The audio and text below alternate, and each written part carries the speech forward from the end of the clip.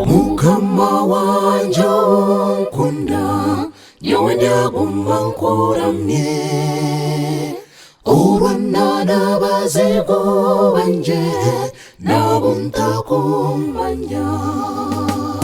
Mukama wanje nkunda nyowe ndaguma nkuramye urwanana bazigo banje nabo ntakumanya.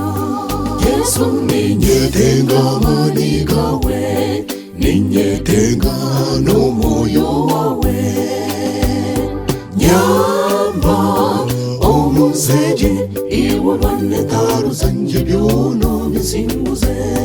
Natangaza Yesu natangaza izina ry'Erebana ritangaza. Nambeno ndagumba ngambe izina